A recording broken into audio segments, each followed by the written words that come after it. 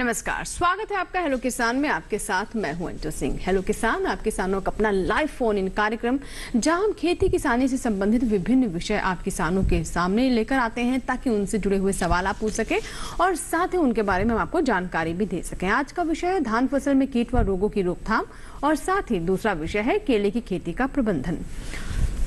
धान से जुड़ा हुआ कोई भी सवाल है, अगर आपका कीट बीमारियों से जुड़ी कोई समस्या आ रही है तो आप हमें कॉल करें। और साथ ही केले की फसल की बात करें तो उसका किस प्रकार प्रबंधन किया जा सकता है, किस तरीके से पोषक तत्वों का प्रबंधन करें और अच्छी फसल अच्छी फल प्राप्त करें, इसके बारे में हम आपको बताएंगे। 2 टोल फ्री नंबर नोट कर लें जिसके माध्यम से आप हमें संपर्क कर सकते हैं, अपने सवाल हम तक पहुंचा सकते हैं। 1800113060, दूसरा नंबर नोट कर लें 1800113061।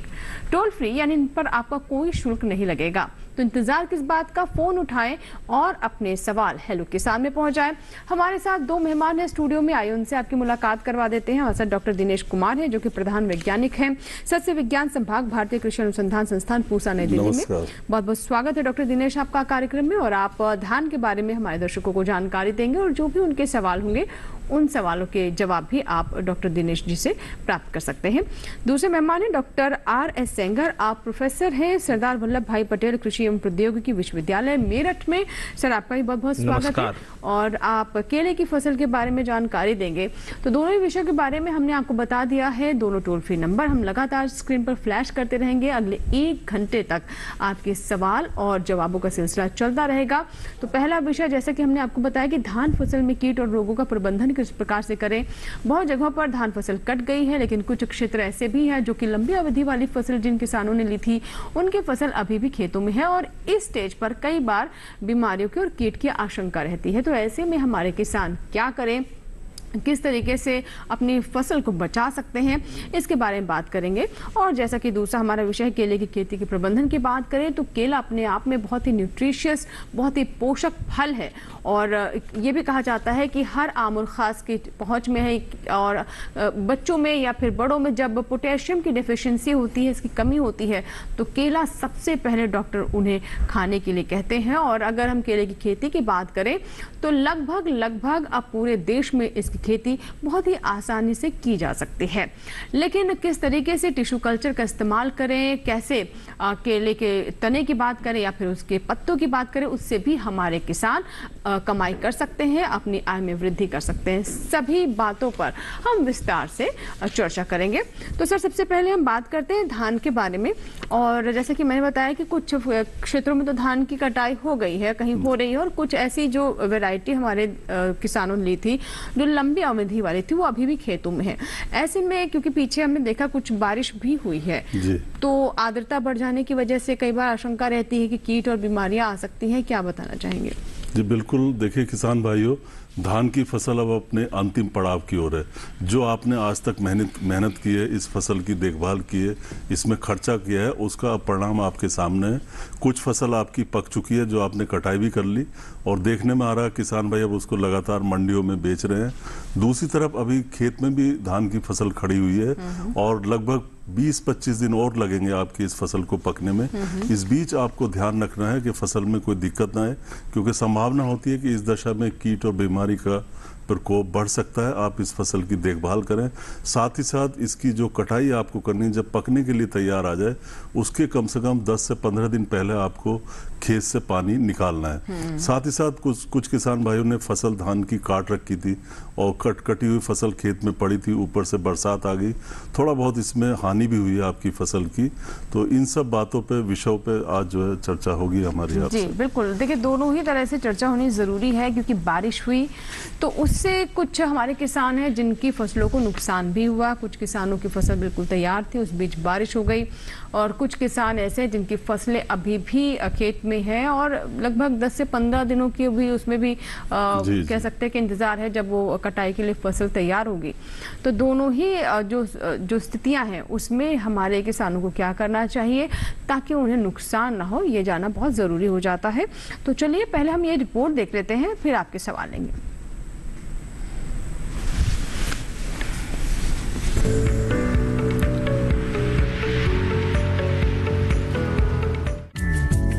धान की फसल में पत्ती लपेटक जैसे रोग ना लगे और पौधे में ज्यादा कल्ले निकले, इसके लिए किसान आधुनिक के साथ साथ देसी तरीके अपनाते हैं। धान में ब्लास्ट रोग की बात करें तो इस रोग के प्रमुख लक्षण पौधों की पत्तियों, तना, गांठों व बालियों पर दिखाई देती है। इस रोग में पत्तियों पर आंख की आकृति या सपीलाकार धब्बे दिखाई देते हैं। इस रोग से तना सिकुड़कर गिर जाता है। इस रोग का प्रकोप जुलाई से सितंबर माह में अधिक होता है। वहीं कीटों के प्रकोप की बात की जाए तो तना छेदक व गुलाबी तना भेदक कीट की सुंडी अवस्था काफी नुकसानदायक होती है। इसमें सुंडियां मध्य कलिकाओं की पत्तियों को छेद कर अंदर घुस जाती है और अंदर ही अंदर तने को खाती हुई गांठ तक चली जाती है। इसका प्रकोप पौधे की बढ़वार अवस्था में ज्यादा होता है, जिससे बालियां नहीं निकल पाती है। इसकी रोकथाम के लिए ध्यान रखें कि फसल की कटाई जमीन की सतह से करें। अवशेष ठूठों को एकत्रित करके जला दें। जिंक सल्फेट बुझा हुआ चूना प्रति नाली की दर से 15 से 20 लीटर पानी में मिलाकर छिड़के। रुपाई करते समय पौधे के ऊपरी भाग को थोड़ा सा काटकर हटा दे, जिससे इसमें उपस्थित तना छेदक के अंडे नष्ट हो सके। कीट का प्रकोप ज्यादा होने पर फेरोमोन ट्रैप लगाए। अब बात करते हैं धान का पत्ती लपेटक कीट की। ये पत्ती लपेटक का मादा कीट पौधों की पत्तियों के शीराओं के पास समूह में अंडे देती है, जिनसे 6 से 8 दिन में सुंडियां निकलकर पहले मुलायम पत्तियों को खाती है, बाद में अपनी लार द्वारा रेशमी धागा बनाकर पत्तियों के किनारों को मोड़ देती है। बचाव के लिए खेत व आसपास की मेड़ों के खरपतवार को नष्ट कर दे।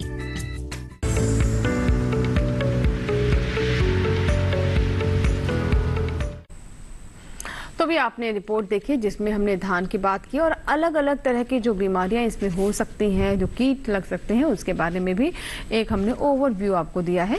लेकिन अगर आपकी कोई समस्या है, कोई सवाल है, तो ज़रूर हमें कॉल करें और अपने सवालों के जवाब जानें। अब बात करते हैं केले के बारे में। केले फसल की प्रबंधन किस तरीके से करें, आइए जानते हैं डॉक्टर सेंगर से। सर, जैसा कि अभी मैंने कार्यक्रम की शुरुआत में कहा कि ऐसी फसल है जो कि अब लगभग पूरे देश में हमारे किसान इसकी फसल ले रहे हैं। वो ज़माना गया जब कुछ एक भौगोलिक स्थितियाँ इसके लिए चाहिए थी। अब अच्छी अच्छी वैरायटी आ गई है, जिससे ये काफी आसान हो गया है। अभी हम केले की फसल की बात करें तो क्या स्थिति है हमारे देश में? इस समय हमारे काफ़ी किसान केले की फसल उगाने लगे हैं। पहले किसान डरते थे कि पता नहीं इसका उत्पादन होगा कि नहीं होगा, लेकिन अब ऐसी प्रजातियां आ गई हैं कि जो पूरे देश में लगभग सभी जगह उगाई जा सकती हैं। इसमें जो G9 प्रजाति है वो बहुत ही अच्छी है, जो पूरे देश के अंदर बहुत अच्छा रिस्पॉन्स दे रही है। ये टिश्यू कल्चर से विकसित प्रजाति है और इसका जो केला है वो देखने में बहुत सुंदर होता है और प्रत्येक पेड़ पर इसका जो घार है, घार का वजन भी वो 25 से लेकर 35 किलो तक प्राप्त हो जाता है। अच्छा उत्पादन होता है, लेकिन किसान भाइयों को ये ध्यान रखना होगा कि जो वो फसल ले रहे हैं इस समय उनके खेतों पे फसल ये खड़ी हुई होगी, क्योंकि इसका जो लगाने का सही समय है वो जुलाई का अंतिम सप्ताह और में या पूरे जुलाई के महीने में उसको लगा सकते हैं। कुछ किसान भाई इसको जून के अंतिम सप्ताह से बोना शुरू कर देते हैं। तो इन दोनों स्थिति में जिन लोगों ने केला लगा रखा है तो उनको इस बात का ध्यान रखना है कि उस केले की फसल के साथ साथ वो पहले वर्ष में सहफसली खेती जरूर कर लें, क्योंकि पूरा खेत खाली रहेगा तो उनको लगेगा उनके खेत में ज़्यादा उत्पादन नहीं हुआ, उनको नुकसान हो रहा है। तो जो भी फसल लेना चाहें इंटरक्रॉप के रूप में पहले वर्ष में वो आसानी से ले सकते हैं, क्योंकि पौधे छोटे छोटे होंगे और इसमें जो फ्रूटिंग होगी वो करीब 11 से 12 महीने बाद प्राप्त होती है। इसलिए इस समय को वो यूज़ करें और जो भी दलहनी फसल है या वेजिटेबल्स है वो केले के साथ जरूर लें, जिससे उनको मुनाफा अधिक प्राप्त हो। बिल्कुल, तो जैसा कि आप बता रहे हैं कि इंटरक्रॉपिंग में इसका बहुत महत्वपूर्ण रोल है। केले की फसल के साथ कौन सी फसलें ले सकते हैं या फिर और कौन सी फसलें जिनके साथ केले को लगाया जा सकता है, दोनों ही स्थितियों के बारे में हम बात करेंगे। लेकिन आइए पहले देख लेते हैं हमारी ये रिपोर्ट।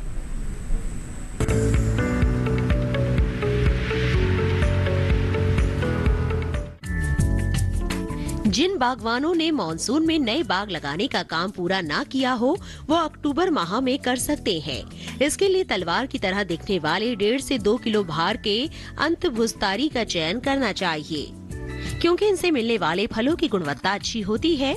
जिन इलाकों में केले के पौधे करीब 4 फीट के हो गए हो वहाँ तने में मिट्टी चढ़ाने का काम किया जा सकता है। इस समय दक्षिण भारत के क्षेत्रों में केले के साथ खीरे और चौलाई की खेती भी कर सकते हैं। वहीं बागों में तैयार फलों की तुड़ाई जारी रखें, साथ ही फलों को बाजार भेजने की समुचित व्यवस्था करें। इस माह प्रति पौधा 55 ग्राम यूरिया पौधे से 50 सेंटीमीटर दूर घेरे में हल्की गुड़ाई करके मिट्टी में मिलाएं। अक्टूबर में पौधों से फालतू पत्तियों को निकालकर बाग की सफाई करें। अगर जरूरत हो तो सिंचाई करें। सिंचाई करते समय ध्यान देना चाहिए कि पानी पौधे के तने पर सीधे ना लगे। इस समय फसल में भृंग की रोकथाम के लिए मोनोक्रोटोफॉस 1.25 मिलीलीटर दवा को प्रति लीटर पानी में घोलकर छिड़काव करें और आधा किलो नीम की खली या 250 ग्राम अरंडी की खली प्रति पौधे की दर से तने के चारों ओर मिट्टी में मिलाएं। अधिक प्रकोप होने पर डाइमेथोएट का पौधों के ग्रीवा क्षेत्र के चारों ओर छिड़काव करें।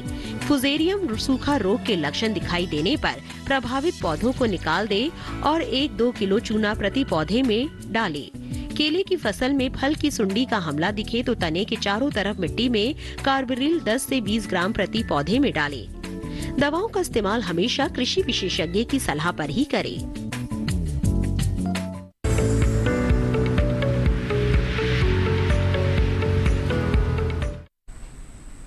तो बिल्कुल, चाहे वो धान की फसल हो या फिर केले की फसल हो, कृषि विशेषज्ञों की सलाह के ऊपर ही अपना कदम आधारित रखें। जो उनकी सलाह हो उसी के अनुसार ही आप रसायनों का छिड़काव करें या फिर इस्तेमाल करें।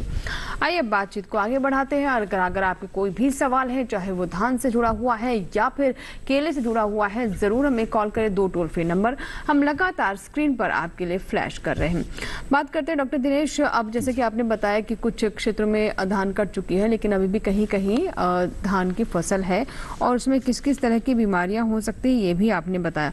फिलहाल जो स्थितियां बनी हुई है मौसम की, उसको लेकर चाहे वो किसान जिन्होंने फसल काट ली है या जो काटने वाले या फिर जिनकी फसल को पकने में भी 10 से 15 दिन का समय बाकी है, दोनों ही स्थितियों में उन्हें तीनों ही स्थितियों में क्या क्या करना चाहिए? देखिए, इस समय 2 प्रमुख बातें हैं। एक तो जल का सही प्रबंधन आपको करना है और दूसरा जो अपनी फसल है उसकी कीड़े मकोड़ों और बीमारियों से सुरक्षा करनी है। जहाँ तक जल प्रबंधन की बात है, ज़्यादातर हिस्सों में बहुत अच्छी बरसात अभी हाल में हुई है, तो आपको मैं नहीं समझता कि अलग से पानी लगाने की जरूरत पड़ेगी जिस स्थिति में धान की फसल है। बल्कि कहीं कहीं पर आपको जल की निकासी की व्यवस्था करनी पड़ेगी। जहां ज़्यादा बारिश हो गई है और फसल आपकी मान लो 1 हफ्ते 10 दिन या 15 दिन में कटने वाली है, तो तुरंत आप कोशिश करें कि उससे आप पानी निकाल दें खेत से। इससे फायदा ये होगा कि जो फसल की आप कटाई करेंगे उसमें सहूलियत होगी, और दूसरा अगर ज़्यादा पानी खड़ा रहता है तो फसल गिरने की भी संभावना रहती है, क्योंकि बालियों के वजन वो पौधा कई बार बर्दाश्त नहीं कर पाता और उसकी लॉजिंग हो जाती है ना, वो गिर जाता है। दूसरी तरफ अगली फसल आपको लेनी होगी, रबी की गेहूं या जो भी फसल आप लगाएंगे उसमें फिर देरी नहीं होगी। अगर पानी आपने खड़ा रहने दिया तो लंबे समय तक वो नमी बनी रहेगी और फिर जुताई बुआई में दिक्कत आएगी। दूसरी तरफ इस समय जो कीड़े बीमारी और फसल में आ सकते हैं उनको ध्यान देना, जैसे गंधी कीट इस समय आने की संभावना रहती है। दूसरा जैसे नमी, अब ज्यादा आपने बताया नमी बहुत रहती है वातावरण, तो इस दशा में जो ब्लास्ट है, बदरा रोग है, उसके आने की संभावना रहती है। बैक्टीरियल ब्लाइट तो कभी भी आ सकता है, जो जीवाणु झुलसा है। इसी तरीके से इस अवस्था पे जो भूरे फुदके हैं उनके आने की संभावना ज्यादा होती है। बिल्कुल, तो सारों के बारे में हम बात करेंगे कि क्या करना चाहिए अगर ऐसे आपको लक्षण दिखाई देते। पहली बात तो है कि लक्षण समझना बहुत ज़रूरी है कि कौन सा कीट है, उसके लक्षण क्या हैं, ये जानना सही समय पर काफ़ी महत्वपूर्ण हो जाता है। और उसके बाद आपको क्या करना है, किस तरीके से आपको फसल में प्रबंधन करना है कीट और बीमारियों का, इसके बारे में हम बात करेंगे। पहले कॉलर हमारे जुड़ चुके हैं कार्यक्रम के, नंदस्वरूप मिश्रा जी हैं फोन लाइन पर। जी मिश्रा जी, बताइए क्या सवाल है आपका? हेलो नंद स्वरूप जी, मुझे सुन पा रहे हैं आप? हेलो हेलो नंद स्वरूप जी, क्या आप तक तना क्षेत्र कीट है और हिस्सा रोग लगता है, तो इसे बचने के लिए हमें कौन कौन सी तैयारी रखनी चाहिए पहले से? देखिए, सबसे जरूरी होता है जैसे कोई भी कीट प्रबंधन हो, बीमारी प्रबंधन हो, जैसा कि मिश्रा जी पूछ रहे हैं, बड़ी अच्छी बात है कि शुरू से हम क्या ध्यान रखें जिससे कि हमारी फसल में जरूरत ही ना पड़े हमें दवाई डालने की।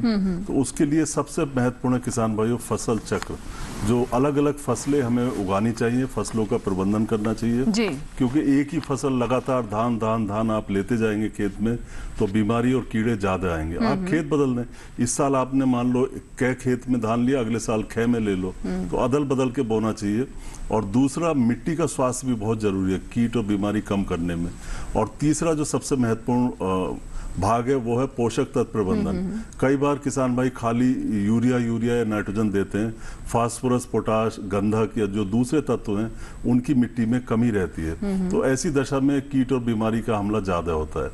एक और महत्वपूर्ण बात है कि आजकल जो हमारी फसल है उसकी वैरायटी ऐसी आ गई है जो इंसेक्ट, पेस्ट और बीमारियों के प्रति रोधिता रखती है, तो उस तरह की किस्मों का चुनाव किया जाए। तो इन सब बातों को आप ध्यान रखेंगे तो आपकी फसल में वैसे ही कीड़े बीमारी कम आएगी।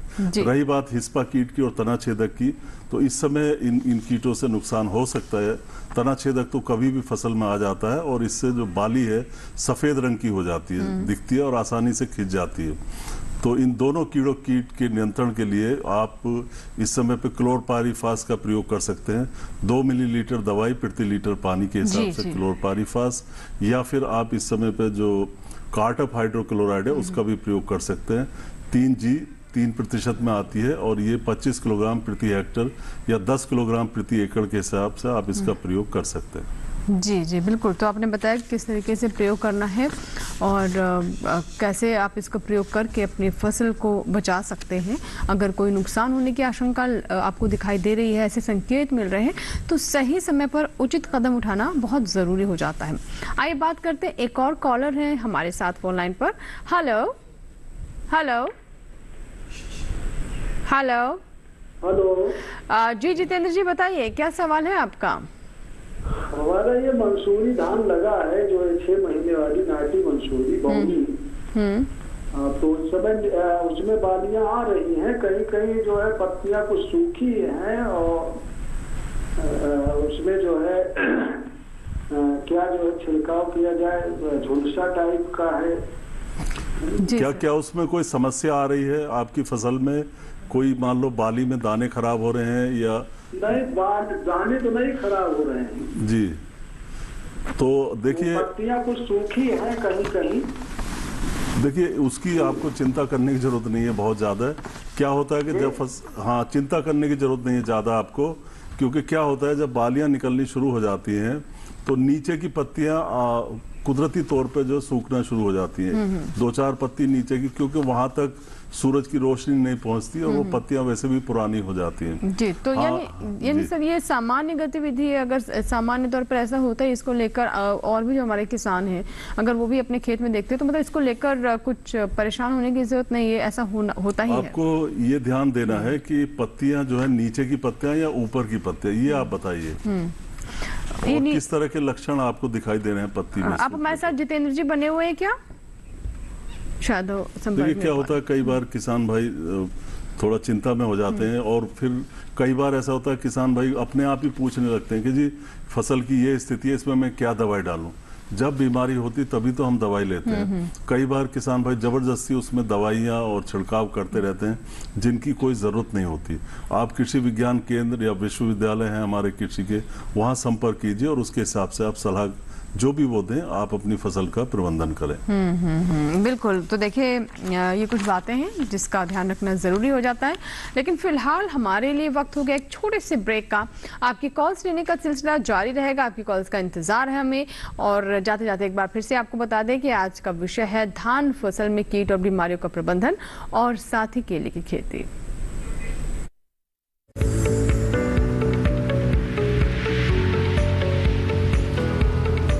अरे भाई सुना नहीं क्या, केसीसी ने किसानों का जिंदगी बदल दिया है। देश के छोटे किसान 1,60,000 रुपए तक का कर्ज बिना किसी गारंटी को ले पाएंगे। ब्याज खोरों से भी पीछा छुटा। मैं तो जैविक खेती का पूरा सामान मंगा लिया, केसीसी का भी कोई दबाव नहीं है। ब्याज चुकाने के लिए पूरा 1 साल मिलता है। समय पर भुगतान करने पर केवल 4% के सालाना ब्याज पे लोन मिल गया मुझे। अपना आधार कार्ड, लेटेस्ट फोटो और जमीन के कागजात लेके अप्लाई करो बस। और नामांकन भरने के लिए जेब भी ढीली नहीं करनी पड़ी।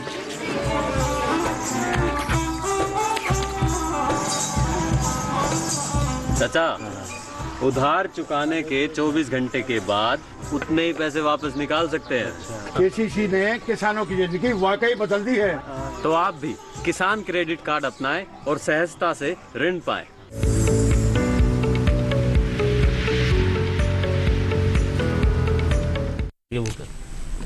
बिल्कुल। तो ब्रेक के बाद एक बार फिर आपका स्वागत है। आप देख रहे हैं लोग किसान। आज हम बात कर रहे हैं धान फसल में कीट और बीमारियों के प्रबंधन की और साथ ही केले की खेती। आइए अब बात करते हैं केले पर। सर, अब आपसे मैं जानना चाहूंगी डॉक्टर सेंगर कि जिन किसानों ने 3 महीने पहले रोपण किया था, अब उनके खेतों की क्या स्थिति होगी? केले के जो पौधे लगाए थे उनको लेकर अभी क्या करना चाहिए उन्हें? हाँ, जिन किसान भाइयों ने केले की खेती इस बार प्रारंभ की है तो उनको सबसे पहले इस बात का ध्यान रखें कि उनके खेत में जो पौधे से पौधे की दूरी और जो लाइन से लाइन की दूरी है उसको बनाए रखें। साथ साथ यदि उनके पौधे मर गए हैं कुछ, तो उनको नए पौधे लाके टिश्यू कल्चर के उस जगह स्पेस जो है उसको भर लें, क्योंकि यदि खाली हो जाएगा तो उत्पादन कम होगा। दूसरा, केले की जो फसल है उसकी जड़ जो है काफ़ी उथली होती हैं, तो इस बात का वो ध्यान रखें कि अपने केले के पौधे पर समय समय पर मिट्टी को चढ़ाते रहें। तो मिट्टी को चढ़ाने की जो स्थिति कब आती है सर? मतलब ये कैसे समझे कि मिट्टी चढ़ाने की जरूरत है? वो देखते हैं कि जब उसकी जो मैड है चारों तरफ से बनाई गई है तो उसको देख लें कि यदि वो पानी लगाने के कारण जो है थोड़ा हट गई है तो उसको चारों तरफ से थाला बना के फिर से पौधे को मजबूती दें। जितनी ज़्यादा मिट्टी चढ़ी रहेगी पौधा उतना ही मजबूत होगा, और इसकी जड़ उथली होने के कारण जब बड़ा पौधा होता है तो गिरने का ज़्यादा डर रहता है। तो इसको बचाने के लिए वो समय समय पर देखते रहें, मिट्टी चढ़ाते रहें।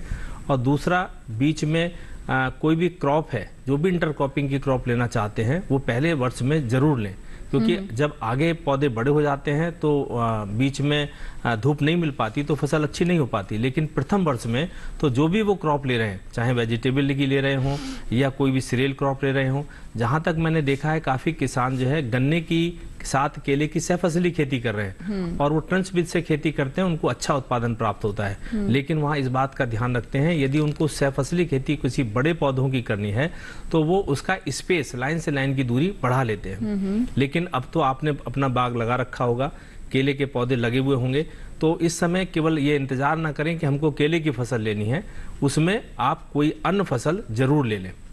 बिल्कुल, तो कोई और फसल भी साथ में ले सकते हैं, सिर्फ केले की फसल ना ले।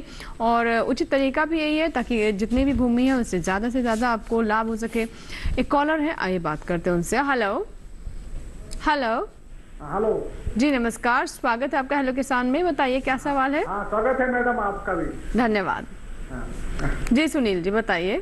अच्छा, धान में ना मैडम वो लाई टूट रहे हैं, उनका क्या कारण है? क्या टूट रहे हैं? लाइन दाने में ना कालेपन दिखा रहे हैं। दाने काले पड़ रहे हैं। दाने काले पड़ रहे हैं। आपकी बालियां निकल चुकी सारी या निकल रही हैं धीरे धीरे? हाँ, निकल चुके हैं मैडम सारी। तो जैसे बाली है, एक बाली में कितने दाने आपके काले रंग के हो रहे हैं? एक बाली में लगभग 5-6 दाने तो काले हो रहे हैं। 5-6 दाने काले हो रहे हैं एक बाली में। देखिए, दाने काले होने का बहुत कई सारे कारण होते हैं।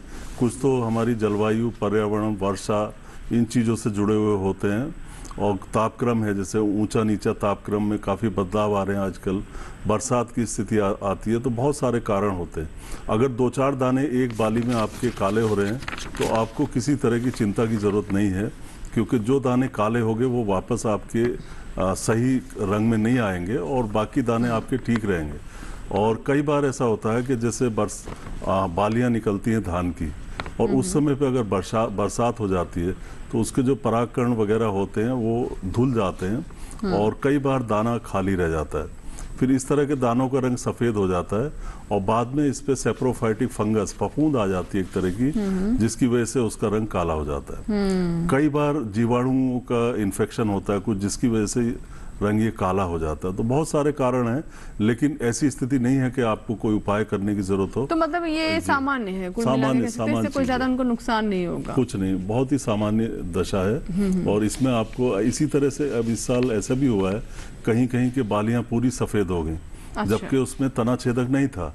आमतौर पे तना छेदक जब नीचे से तने को काटता है बीज से घुस के, उसकी ईल ली, तब वो बाली बड़ी आसानी से खिंच जाती है और सफ़ेद रंग की होती है।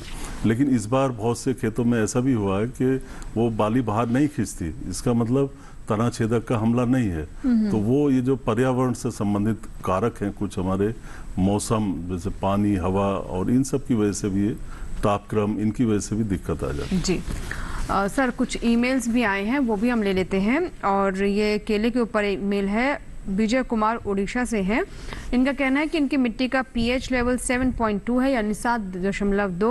क्या केले की खेती की जा सकती है सर? पीएच कितना होना चाहिए केले के लिए? जी, केले की खेती के लिए 6.5 से लेके और 7.5 तक की जो सामान्य तौर पर रहता है, तो इसमें आप आराम से केले की खेती कर सकते हैं। जो इन्होंने बताया कि उनके खेत का पीएच जो 7.2 है वो ठीक है, लेकिन उनको आवश्यकता इस बात की है देख लें कि वहाँ पे पानी का संसाधन अच्छा है कि नहीं, क्योंकि यदि पानी का संसाधन अच्छा नहीं होगा तो केले की खेती इतनी अच्छी नहीं हो पाएगी, क्योंकि केले की खेती के लिए पानी की बहुत आवश्यकता होती है। समय समय पर इसमें सिंचाई करनी पड़ती है, तो इसलिए वो इस बात को सुनिश्चित कर लें कि वहाँ पर पानी है तो केले की खेती करें, बहुत अच्छी होगी। और साथ साथ ये ध्यान रखें कि यदि वो इंटरक्रॉपिंग करना चाहें तो उसको भी कर लें, और उसी के हिसाब से अपने पौध लगाएं कि पौधे से पौधों की दूरी को बढ़ा लें या लाइन से लाइन की दूरी को बढ़ा लें, और किसी वैज्ञानिक से पूछ कर कि किस तरह के वो सह फसली खेती करना चाहते हैं, उस तरह से अपने खेत का डिजाइन बनवाने के बाद वो केले की खेती प्रारंभ करें, उनको अच्छा मुनाफा इससे प्राप्त होगा। जी जी। एक कॉलर हैं, राज मंगल जी हैं, जिन्होंने मोतिहारी से हमें कॉल किया है। बिहार से हैं दर्शक। जी राज मंगल जी, स्वागत है आपका हेलो किसान में। बताइए क्या सवाल है? सवाल है कि धान के जो ऊपर तक पत्ता सूख रहा है, धान में ऊपर का पत्ता सूख रहा है, ठीक, ऊपर धान के ऊपर तक पत्ता सूख रहे हैं, कोई धान है, कोई धब्बे हैं उसमें धान के ऊपर के पत्ते पे एक ही पत्ता सूख रहा है या बहुत सारे पत्ते सूख रहे हैं? ना, बहुत सारे सूख रहे हैं सर। तो उसमें शुरू में मतलब पूरा पत्ता भूरा हो गया है या कहीं किसी तरह के आपने उस पर धब्बे देखो छोटे छोटे या बड़े? पहले सही था, मैंने हरियाली था, उसके बाद पत्ते सूखने के शुरू। नहीं, सीधे पत्ते सूखे आपके या धब्बे आए उस पे पहले? फोन शायद कट गया। चलिए कोई बात नहीं, पत्ता इनका सूख रहा है, बहुत सारे कारण हो सकते हैं, बीमारी भी हो सकती है, पोषक तत्व संबंधी कारक भी हो सकते हैं। तो इनको मैं यही सलाह दूंगा कि इनके आसपास जो कृषि विज्ञान केंद्र हो या जो भी पौधों की जानकारी रखते हो उन लोगों से आप संपर्क करें और इस बीमारी का या समस्या का समाधान वही बता सकते हैं, क्योंकि लक्षण ठीक से समझ में नहीं आए हमारे इसके। जी। अंकित राजपूत हैं, जिन्होंने देवास मध्य प्रदेश से ईमेल किया है सर ये, और ये केले के बारे में जानना चाहते हैं। केले में मुख्य रोग कौन से होते हैं, इसके लक्षण क्या है और कैसे इन रोगों से बचा जा सकता है? यानी केले के मुख्य रोग कौन से हैं और इसके लक्षण कैसे पहचाने, और अगर लक्षण दिखाई दे जाते हैं तो बचा कैसे जा सकता है इससे? वैसे केले की फसल में बहुत कम रोग लगते हैं, लेकिन इसमें पनामा डिजीज लग जाती है, तो उससे बचने के लिए ज़रूरी है कि केले के फसल पर जब भी देखें कि उसके तने में कहीं सड़न सी दिखाई दे रही है तो यहाँ पर बेबिस्टीन का घोल बनाकर लगा दें। खेत के चारों तरफ चूना भी डाला जा सकता है, और जहाँ फसल है जिस पौध के चारों तरफ ये लक्षण दिखाई दे रहे हैं उसको भी वहाँ पर आप डाल सकते हैं। यदि ज़्यादा सड़न सी दिखाई दे रही है, पनामा डिजीज का प्रकोप बहुत ज़्यादा, तो उस पौधे को वहाँ से निकाल के दूर फेंक दें। लेकिन इस तरह के लक्षण बहुत ही कम दिखाई देते हैं। दूसरा, इसमें पत्तियों पर कभी कभी धब्बे दिखाई देते हैं।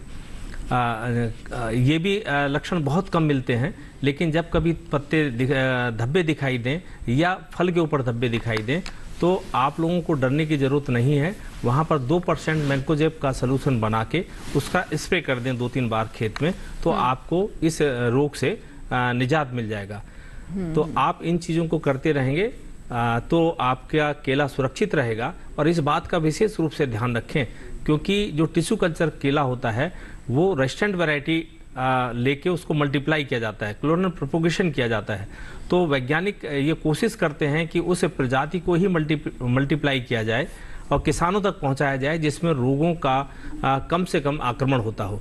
तो आप किसी भी अच्छी प्रयोगशाला से या किसी भी अच्छे संस्थान से जो आपके घर के आसपास है, आपके गांव के आसपास है, जिले में है, वहाँ के जो कृषि विज्ञान केंद्र हैं उनके वैज्ञानिकों से संपर्क करके, या आपके पास कोई अनुसंधान केंद्र है या कृषि विश्वविद्यालय है वहाँ के वैज्ञानिकों से संपर्क करके आप जो है अच्छा पौध प्राप्त करके लगाएंगे तो आप जो है रोगों से अपनी फसल को आसानी से मुक्त रख सकते हैं। जी, आशुतोष जी हैं सर, ये हमारे दर्शक हैं सीवान बिहार से। आशुतोष जी, स्वागत है आपका हेलो किसान में। बताइए किस विषय पर सवाल है आपका? हेलो जी, नमस्कार। नमस्कार, हम आशुतोष प्रताप सिंह। हेलो आशुतोष जी, मुझे सुन पा रहे हैं आप? हमने G9 केला लगाया है। G9 केला, ठीक है, जो कि काफी प्रचलित किस्म है। आगे बताएं। पत्ता पीला हो रहा है। पत्ते पीले हो रहे हैं सर। ये कब लगाया था आपने? जून लास्ट, जुलाई फर्स्ट में लगाए थे। अच्छा, अभी इस वक्त लगाया। तो आप अभी इसे देख सकते हैं कि उसमें हो सकता है कुछ पोषण तत्वों की आवश्यकता हो। पोषण तत्व आपने कम दिए होंगे। आपको सबसे पहले कोशिश करनी चाहिए कि अपनी मृदा की जांच करा लें, क्योंकि केले की फसल या किसी अन्य फसल के लिए 17 एलिमेंट की जरूरत पड़ती है। उनमें से किसी की भी डिफिशियंसी है तो वो लक्षण दिखाई देंगे। यदि आप अभी उसमें एनपीके की संतुलित की हुई मात्रा को डालेंगे तो निश्चित रूप से जो आपका पत्ता सूख रहा है वो ठीक हो जाएगा। और जब सर्दियां पड़े, ये पत्ते जो सूखे हुए हैं उनको आप हटा सकते हैं, लेकिन उसके साथ साथ ये सुनिश्चित कर लें कि यदि आपके पास गोबर की सड़ी हुई खाद है तो कम से कम 10 केजी खाद एक पौधे के आसपास जरूर डाल दें। इसके अलावा आपके पास यदि जो अंडे की जो खली है, यदि वो उपलब्ध है तो वो भी अपने जो तने के आसपास है उसको डाल दें। तने में पहले मिट्टी चढ़ाएं, उसके बाद इस खाद को डालेंगे। और साथ साथ यदि आप चाहें तो अभी यूरिया का जो आपको नैनो यूरिया है उसका एक स्प्रे कर दें, और उसके बाद देखेंगे कि आपकी पत्तियां सब हरी रहेंगी, जो ग्रोथ है वो भी अच्छी होती रहेगी। तो आपको आवश्यकता इस बात की है कि अपनी मृदा का परीक्षण कराने के उपरांत यदि किसी मेजर एलिमेंट्स की या माइनर एलिमेंट्स की कोई डिफिशियंसी है उसको पता कर ले, और उसके उपरांत उसी तरह से अपने खेत में डोजेस को बढ़ा दें। तो आपका केले में अच्छी ग्रोथ होगी और उत्पादन भी अच्छा प्राप्त होगा। बिल्कुल, तो आप समझ गए होंगे कि किन चीज़ों के डोजेस बढ़ाने हैं, यानी मात्रा बढ़ानी है ताकि अच्छी फसल आपको मिल सके। फिलहाल यहाँ वक्त है एक और छोटे से ब्रेक का, कहीं मत जाइएगा। ब्रेक के बाद तुरंत हाजिर होंगे, लेंगे आपके सवाल।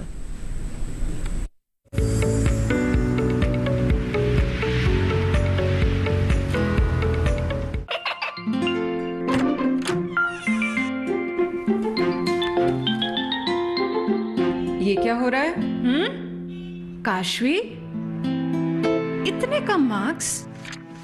काशू बेटा पढ़ा करो, पढ़ोगी नहीं तो आगे कैसे बढ़ोगी? मम्मा, मैं भी तो आपसे यही कहना चाहती हूँ, पढ़ा करो। आप पढ़ोगे नहीं तो आगे कैसे बढ़ोगे? मतलब? वो देखो, सिर्फ बैक पर छपा ऑर्गेनिक नहीं, ऑर्गेनिक का निशान पहचानिए। पीजीएस ऑर्गेनिक का ये लोगो उन किसानों की पहचान है जो आज भी परंपरागत विधि से रसायन मुक्त खेती कर आपके लिए शुद्ध फसल उपजा रहे हैं। अब समझे मम्मा, अगर मैं प्योर ऑर्गेनिक फूड नहीं खाऊंगी तो अच्छे मार्क्स कहाँ से लाऊंगी? अच्छा बच्चों, जैविक खेती की इस मुहिम को आगे बढ़ाइए, शुद्ध ऑर्गेनिक अपनाइए।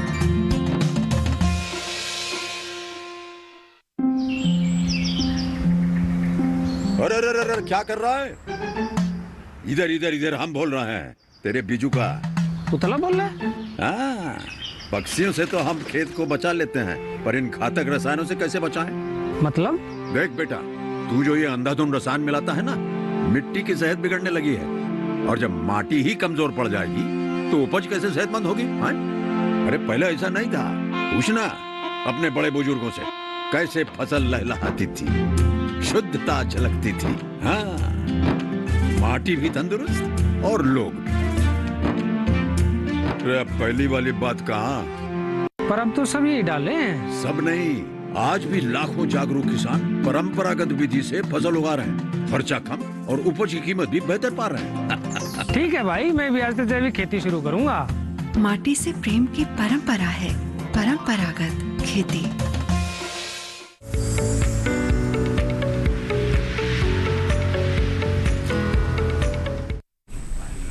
ब्रेक के बाद एक बार फिर आपका स्वागत है। आप देख रहे हैं हेलो किसान। आज हम बात कर रहे हैं धान और केले की। इनसे जुड़े जो भी आपके सवाल हो आप हमें जरूर कॉल करें। एक कॉलर है, आइए बात करते हैं। फोन लाइन पर हमारे साथ जुड़ चुके हैं। हेलो हेलो जी, नमस्कार। सुनील कुमार जी, बताइए क्या सवाल है? उत्तर प्रदेश के अलीगढ़ से आप हमें फोन कर रहे हैं, किस बारे में जानना चाहते हैं? अलीगढ़ से कर रहे हैं मैम। उसका धान का जो दाना है, धान का जो दाना है वो काला पड़ गया। वो क्या हो रहा है उसमें? काला पड़ गया। काला सर, काला पड़ रहा है। अब आप ये बताइए कि एक बाल में कितने दाने काले हैं आपके? सर ऊपर ऊपर है। ऊपर ऊपर और वो खाली भी होंगे दाने। हाँ हाँ। और कुछ कुछ बालों में होंगे, सब में नहीं होंगे। हाँ कुछ। हाँ देखिए, ये थोड़ा बहुत धान में इस तरह की दिक्कत आती है। एक और कॉलर ऐसे ही सवाल कर रहे थे। जी जी बिल्कुल ऐसे ही कर रहे थे। तो आपको ज़्यादा चिंता करने की ज़रूरत नहीं है। ये कुदरती तौर पे इस तरह के दाने हो जाते हैं क्योंकि मौसम में काफ़ी बदलाव आ रहे हैं। तापक्रम इस बार काफ़ी ऊपर नीचे हुआ है। बारिश भी कई बार कई अलग अलग स्थितियों में धान की फसल में मिली है, जैसे बालियां निकलनी हो।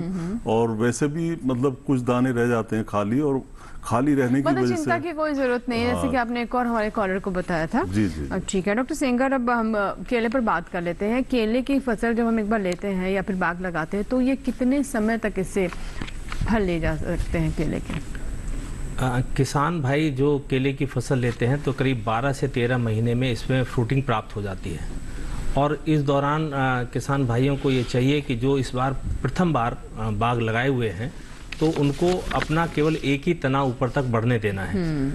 जब वो पौधा पूर्ण विकसित हो जाए और उसमें फ्लोरिंग होके फ्रूटिंग स्टार्ट हो जाए, फल बनना प्रारंभ हो, तो उस समय जो भी सकर्स हैं आसपास हैं उस समय तक लगातार निकालते रहने चाहिए। जो भी पौधे छोटे छोटे केले के आसपास दिखाई देते हैं उनको उखाड़ दें, लेकिन जैसे ही फ्लोरिंग स्टार्ट हो जाए उसमें फल बनने लगे तो एक सकर्स को उसको चलने दें। क्योंकि जब ये पौधा बड़ा होगा उसके साथ साथ दूसरा पौधा चल रहा होगा, उसमें फल आ जाएंगे, तो जो फोटोसिंथेसिस है, प्रकाश संश्लेषण क्रिया के कारण जो भोजन बनेगा वो उसी पौधे को अधिक से अधिक प्राप्त होगा, जिससे उसके फल मोटे होंगे और काफ़ी अच्छे शेप के प्राप्त होंगे। साथ साथ ये ध्यान देना है कि जब वो 1 मीटर के करीब का घार हो जाए तो जो फूल है वो नीचे की तरफ बढ़ता जाता है। उस पर छोटे छोटे से जो है आपको मेल और फीमेल दोनों फ्लावर दिखाई देते हैं। तो जो नीचे का पिंक कलर का फूल है तो कुछ किसान भाई उसको ऐसे ही छोड़े रखते हैं पूरे खेत में और उसको तोड़ते नहीं है।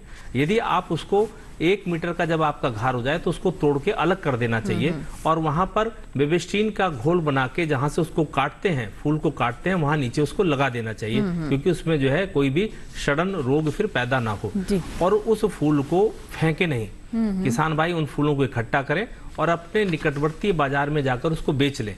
एक फूल की कीमत 20 रुपए से लगा के 100 रुपए तक आसानी से किसान भाइयों को मिल जाती है, क्योंकि उस फूल की सब्जी बनाई जाती है। अच्छा। और वो सब्जी जो काफी टेस्टी होती है। अब धीरे धीरे इसका जो है प्रचार हो रहा है, लोग इसकी तरफ आकर्षित हो रहे हैं और इसकी गुणवत्ता को देखते हुए उन फूलों को भी लोग काफी मात्रा में खरीदने लगे हैं। ठीक है सर। जी, एक कॉलर है संत कुमार जी हैं जिन्होंने हमें कॉल किया है मध्य प्रदेश से। संत कुमार जी बताइए किस विषय पर है आपका सवाल?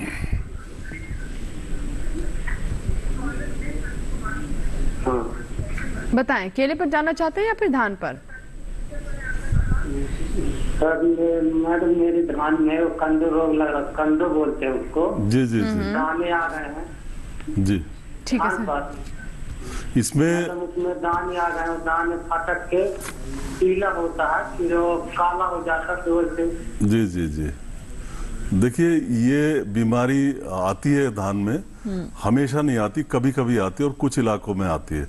इसको आभासी कंड नाम दिया गया है। इसमें होता क्या है कि एक फफूंद से बीमारी फैलती है और ये पीले रंग का पाउडर बन जाता है दाने में। पीले रंग की फफूंद उसमें बढ़ती है और फिर बाद में ये गहरा काला या गहरा हरा रंग का हो जाता है। ये पाउडर जो शुरू में पीला था बाद में काला हो जाता है। दाने का आकार 2 से 2.5 गुना हो जाता है। एक बाल में सारे दाने प्रभावित नहीं होते, कुछ दाने इससे प्रभावित होते हैं और इस बीमारी के कोई लक्षण भी दिखाई नहीं देते। इसके लक्षण सीधे सीधे दाने पे आते हैं। इसके पहले ना पत्तों पे कोई लक्षण आते ना तने पे आते। तो इस बीमारी के शुरू में जो अनुमान लगाना बड़ा मुश्किल होता है।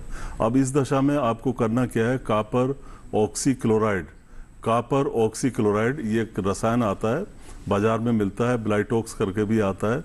इसका 1.25 किलो, ध्यान से सुने, 1.25 किलो, 1 किलो 250 ग्राम आप 500 लीटर पानी में घोल लें और छिड़काव कर दें। इस छिड़काव को आप 10 से 12 दिन बाद भी दोहरा सकते हैं। ध्यान रखें, इस तरह के दानों की गुणवत्ता खराब हो जाती है, तो आप इनको थोड़ा अलग रखें। इस तरह के दानों को, अच्छी जो गुणवत्ता के दाने उनके साथ इसका मिश्रण आप ना करें और अगले साल हो सके तो इस तरह के दानों का आप बीज में प्रयोग ना करें। ठीक है। अब एक ईमेल ले लेते हैं सर। हमारे पास ये ईमेल आया है, पूरण सिंह है।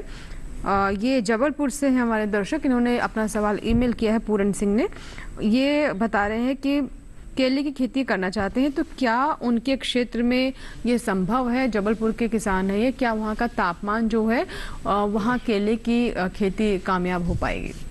जी, जबलपुर के आसपास के क्षेत्र में केले की खेती आप आसानी से कर सकते हैं, लेकिन केवल इस बात का ध्यान रखें कि जो आप पौध प्राप्त कर रहे हैं वो अच्छे संस्थान से प्राप्त करें। और केले की खेती प्रारंभ करने के लिए आप जून में इसकी तैयारी करें। वहाँ पर अपने गड्ढे खोद लें, और गड्ढे जो है 45 × 45 × 45 सेंटीमीटर के आकार के होने चाहिए, और लाइन से लाइन की दूरी और पौधे से पौधे की दूरी आप डिसाइड करें कि कितने लेना चाहते हैं। यदि उसमें इंटरक्रॉपिंग लेना चाहते हैं तो उसके लिए स्पेस बढ़ा लें, और इंटरक्रॉपिंग नहीं करना चाहते हैं, केवल एक ही केले की पौधी करना चाहते हैं, तो उसके लिए 1.5 मीटर बाई 2 मीटर का स्पेस है वो बहुत अच्छा रहता है। और 1 हेक्टेयर में करीब 1300 पौधे तक आपको लगाने पड़ेंगे। 1 एकड़ में आपको 1300 पौधे लगाने पड़ेंगे। तो आप 1300 पौधे टिश्यू कल्चर के लेके आप आराम से अपने खेत में लगा सकते हैं, और 1 वर्ष बाद आपको इसमें फ्रूटिंग प्राप्त होगी, और इससे आपको करीब करीब काफ़ी अच्छा मुनाफा अन्य फसलों की अपेक्षा इसमें मिल जाता है। कोशिश ये करें कि अपने खेत में जो गड्ढे तैयार किए हैं उन गड्ढों में आप फर्टिलाइज़र की मात्रा शुरू में गर्मी के दिनों में ही डाल दें। उसमें सड़ी हुई गोबर की खाद डालें, थोड़ा सा बेबेस्टीन डाल दें, और साथ साथ उसमें थोड़ी सी मात्रा NPK की भी डाल दें। और जब ये खाद सड़ जाए, तैयार हो जाए, तो मार्केट से जो पौधे आपने प्राप्त किए हैं उन पौधों को लाके अपने खेत में रोपित कर दें, तो उससे आपकी फसल अच्छी प्राप्त होगी, और आप करीब करीब 12 महीने बाद अपने पौधों से फल को प्राप्त कर सकते हैं। जी बिल्कुल। तो जैसे 12 महीने की बात की आपने, और कार्यक्रम की शुरुआत में जैसे मैंने कहा था सर कि केले की जो पत्ते हैं, जो उनका तना है, उससे भी हमारे किसान लाभ ले सकते हैं, उससे भी कमाई कर सकते हैं। कैसे, बात करेंगे इस पर, लेकिन उससे पहले कॉलर है, आइए उनका हम सवाल ले लेते हैं। हेलो, महादेव जी हमारे साथ देहरादून उत्तराखंड से। जी महादेव जी बताइए क्या सवाल है? जी पहले टेलीविजन को म्यूट कर दे। हाँ हेलो मैडम जी, टेलीविजन म्यूट कर दे, पहले अपना सवाल पूरा करें, जब आपके वक्त आप वापस से आवाज कर सकते हैं। जी मैडम, मैं महादेव बोल रहा हूँ।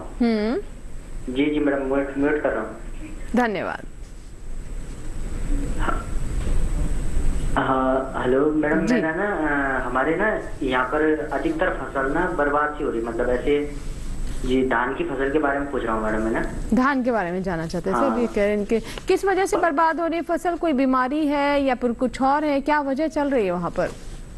सर पत्तियों पे ना लाल लाल से छींटे आ रहे हैं।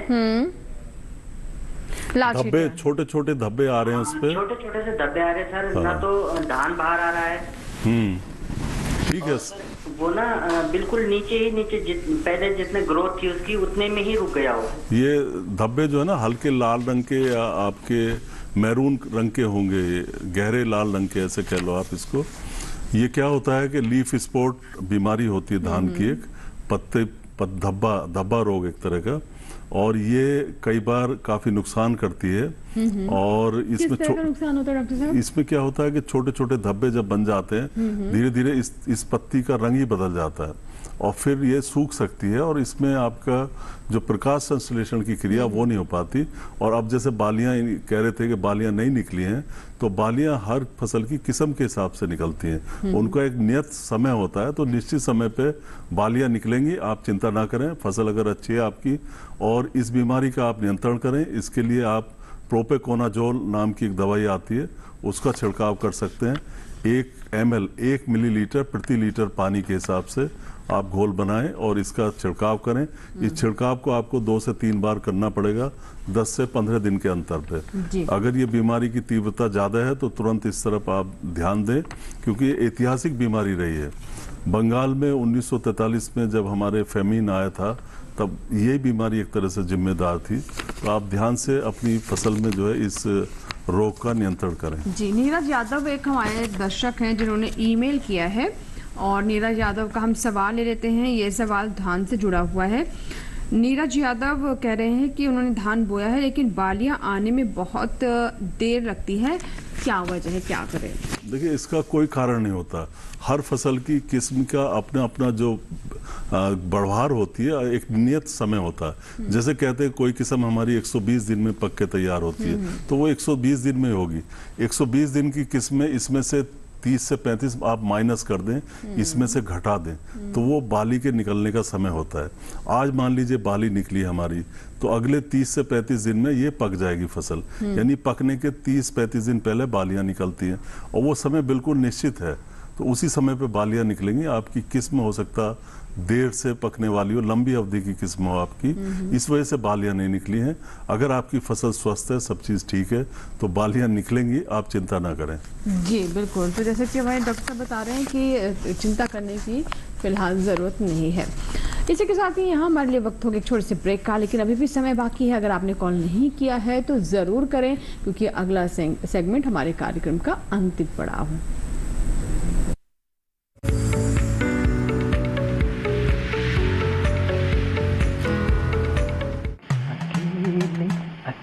अरे वाह भैया, अकेले अकेले।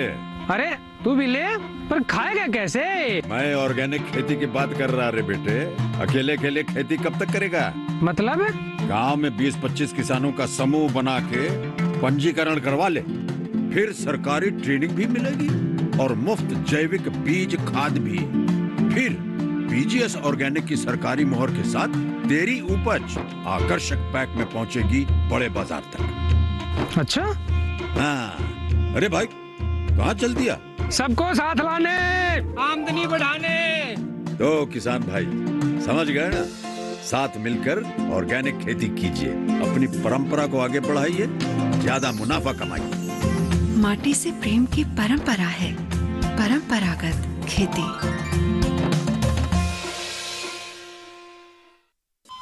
अरे सुन तो।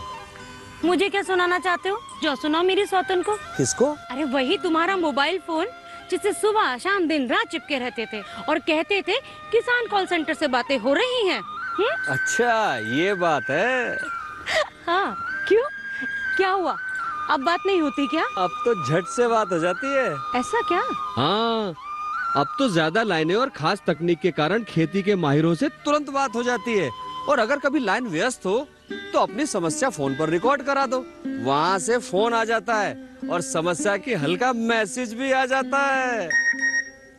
ये देखो, आ गया।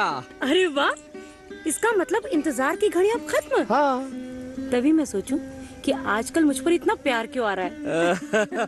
कृषि संबंधी समस्याओं का अपनी भाषा में तुरंत हल पाने के लिए पूरे भारत में किसी भी फोन से हेल्पलाइन नंबर पर संपर्क करें। किसानों का दोस्त किसान कॉल सेंटर।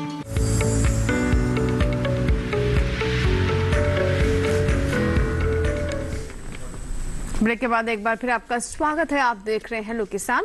आइए बात करते हैं एक और कॉलर से। अतिक हैं जिन्होंने महाराष्ट्र से हमें कॉल किया है। क्या है उनका सवाल, आइए जानते हैं अतिक जी से। हेलो हेलो जी अतिक जी, बताइए क्या सवाल है आपका? अतिक जी, किस विषय में जानना चाहते हैं आप? धान पर सवाल है या फिर केले पर? हेलो अतिक जी, मुझे सुन पा रहे हैं आप? हेलो हेलो अतिक जी, क्या आप तक मेरी आवाज पहुंच पा रही है? चलिए, शायद हमारी आवाज नहीं पहुंच पा रही है। अतिक जी, अगर आप हमें टेलीविजन से सुन रहे हैं तो फिर से कॉल लगाएं, जरूर आपके सवाल को हम लेंगे। और सर, कुछ और ईमेल आए हुए हैं। ये रुचि कुशवाहा हैं जिन्होंने फेसबुक के माध्यम से सवाल हमें भेजा है और इनका ये सवाल धान पर है। तो ये जानना चाहती है कि धान के खेत में खैरा रोग लगा है, इसका उपाय बताएं। देखिए, खैरा रोग मोटे तौर पे जब हम धान की रोपाई करते हैं और उसमें ब्यांत बन रहा होता है तब ज्यादा आता है। हालांकि ये किसी भी अवस्था पे आ सकता है, तो जैसे जैसे पौधा बड़ा होता है उसकी जिंक की आवश्यकता बढ़ती जाती है, तो बाद में भी आ सकता है। इसमें क्या होता है, चॉकलेट ब्राउन, चॉकलेट और भूरे रंग के, जैसे चॉकलेट का रंग होता है उसके छोटे छोटे धब्बे बनते हैं, फिर वो बड़ा होना शुरू हो जाते हैं और पूरी पत्ती भूरी हो जाती है, भूरी होकर सूख जाती है। अगर इस दशा पे आपके धान में खैरा रोग आया है तो काफी नुकसान हो सकता है। हो सकता है उसकी बालियों में दाने ही ना बने इस अवस्था पे, तो आपको तुरंत ध्यान देना है। लगे हाथ एक और धान से जुड़ा ही सवाल ले लेते हैं। ये अनिल मलिक हैं जिन्होंने फेसबुक से हमें ये सवाल भेजा है और इनका सवाल मैं पढ़ दूं। इनका कहना है कि 1509 धान की किस्म में बालियां आते समय किस किस बात का ध्यान रखना चाहिए, इस बारे में जानकारी दें। जी बिल्कुल, जैसे जस्ते की बात चल रही थी, तो जस्ते की कमी या जिंक की कमी के लिए उन किसान भाइयों को तुरंत 0.5% जिंक सल्फेट हेप्टाहाइड्रेट 7H2O वाला जिंक लें आप, जिसमें 21% होता है, उसका आप छिड़काव करें 2 बार 8-10 दिन के अंतर पे। और ये जो बालियां 1509 में आपकी निकल रही है या निकलने वाली, क्या सावधानियां बरतें, सिर्फ आप अपनी फसल पर निगरानी रखें। अगर कोई समस्या उसमें आपको दिखाई देती है उसका समाधान करें। कीड़े मकोड़े बीमारी, इस पे इस समय नजर रखनी है। सही मात्रा में आप उसमें पानी बना के रखें। और ये महेंद्र केवट हैं रायपुर छत्तीसगढ़ से, फेसबुक से इन्होंने सवाल हम तक पहुंचाया है। ये कह रहे हैं कि धान रोपने से पहले भिंडी प्याज की खेती क्या की जा सकती है, मतलब धान अगर वो ले रहे हो तो उससे पहले क्या भिंडी की उसी खेत पर या फिर प्याज की खेती कर सकते हैं? जी, प्याज की खेती आप कई मौसमों में प्याज की खेती होती है, अलग अलग समय पे होती है। तो भिंडी की फसल अगर आप गर्मियों में ले रहे हैं तो उसके बाद निश्चित तौर पे आप धान की खेती कर सकते हैं। इसी तरीके से प्याज के बाद भी आप धान की खेती कर सकते हैं। प्याज आप दिसंबर जनवरी में लगा सकते हैं, जो आपकी मई तक कट जाएगी, और उसके बाद आप धान लगा सकते हैं। इसी तरीके से गर्मियों में जो फरवरी मार्च में आप भिंडी लगाते हैं, वो मई जून तक कट जाएगी, तैयार हो जाएगी, और उसमें भी आप धान लगा सकते हैं। यानी इन दोनों फसलों के बाद आप धान, खरीफ वाला धान आप लगा सकते हैं। जी, एक कॉलर है, आइए बात कर लेते हैं। हेलो जी, नमस्कार, बताइए क्या सवाल है आपका? मोहन जी है महाराष्ट्र से हमारे दर्शक। मोहन जी, किस बारे में जानना चाहते हैं? धान की बालियां निकल रही है, चाहे जगह जगह। हाँ, तो हाँ धान के बारे में। अच्छा ठीक है, धान के बारे में क्या जानना चाहते हैं, क्या समस्या है? फोन कट गया शायद इनका। कुछ बोल रहे थे बालियां निकलने वाली। देखिए, एक दो बातें और हैं इसमें धान में जो किसान भाइयों को ध्यान में देनी है। खास करके दाने में जब दूध बनता है उस अवस्था पे गंदी कीट आने की संभावना रहती है। छोटे से कीड़ा होता है, इसके आपके एक इंसेक्ट होता है, इसकी जो वयस्क होते हैं और बच्चे होते हैं, शिशु होते हैं, दोनों क्या करते हैं, धान के जो दाने होते हैं उनमें से दूध पीते हैं, उसका एक तरह से दूध को चूस लेते हैं और दाने खाली रह जाते हैं। अगर इनका प्रभाव ज्यादा होता है फसल के ऊपर, उस खेत से अगर आप निकलते हैं तो एक बदबू सी भी आती है। इनकी जो आपके एक तरह से लैट्रिन होती है, वो पत्तों पे ये डाल देते हैं और फिर उस पर फफूंद उग जाता है जो काले रंग का पत्ते को कर देता है। तो कुल मिला के इसका रोकथाम आपको करना है। मेलाथियान नाम की धूल आती है, 25 से 30 किलोग्राम प्रति हेक्टेयर के हिसाब से आप बुरकाव करें। ठीक है डॉक्टर सेंगर, क्योंकि कार्यक्रम को समाप्त करने का समय है, तो बहुत जल्दी से मैं आपसे जानना चाहूंगी कि केले के जो वृक्ष हैं उन्हें हमें आंधी तूफान में भी सहारा देने की जरूरत होती है, यानी वो झुके नहीं, इसके लिए क्या करना चाहिए? ये सबसे एक महत्वपूर्ण चीज़ होती है कि केले की फसल में जब घार लगता है तो उसमें वजन ज़्यादा हो जाता है, और वजन अधिक होने के कारण पौधे गिरते बहुत हैं, और उस पर इसलिए ज़रूरी है कि आप समय समय पर मिट्टी चढ़ाते रहें, और जब फ्रूटिंग हो जाए, फल आए, तो एक घार को दूसरे पौधे के तने से रस्सी से बांध दें, जिससे दूसरे पौधे का सपोर्ट एक दूसरे पौधे को मिलता रहेगा। जो सहारा मिलेगा, इससे पौधे कम गिरेंगे। और यदि आपके पास बांस उपलब्ध है तो बांस की कैंची बना के, जो पौधे झुक गए हैं तो उसमें कैंची बना के उस घार को सपोर्ट करें। कैंची मतलब कुछ ये ऐसे शेप बना क्रॉस करके इस तरह से कैंची बनाएं, और इस कैंची से उसको जो सपोर्ट कर देंगे तो आपका जो पौधा गिरेगा नहीं और आपका नुकसान कम होगा। लेकिन आप जो घार है, उस घार के ऊपरी हिस्से पर रस्सी से बांध के दूसरे पौधे के तने से उसको बांध देंगे, क्रॉस करके बांध देंगे एक दूसरे पौधे को, तो वो पौधे कम गिरेंगे और आपका नुकसान कम होगा। इस बात का विशेष रूप से सभी को ध्यान रखना है। बिल्कुल, बहुत बहुत शुक्रिया डॉक्टर सेंगर, और हमारे साथ लगातार आप भी बने रहे, और आपने भी बहुत महत्वपूर्ण जानकारी दी किस तरीके से हमारे दर्शक जो है जिन्होंने धान की फसल ली है उन्हें क्या करना चाहिए, कीट बीमारियों का प्रबंधन कैसे करें।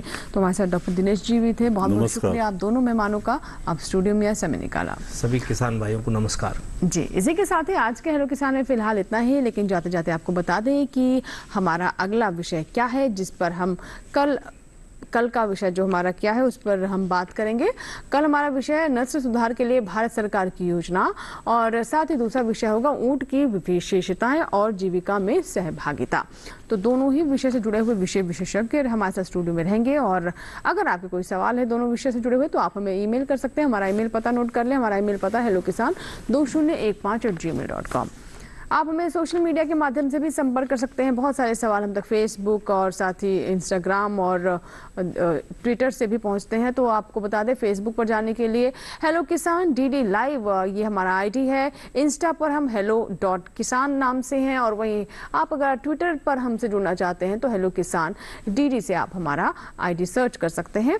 और कॉल सेंटर नंबर भी नोट कर लें। कॉल सेंटर पर भी आप कॉल करके अपने सवाल हम तक पहुँचा सकते हैं। टोल फ्री नंबर है DD किसान कॉल सेंटर नंबर 1800113060। सोमवार से शनिवार सुबह 6 बजे से रात 10 बजे के दरमियान आप कॉल करें और हमारे कॉल सेंटर पर अपने रिकॉर्ड करवाएं सवाल।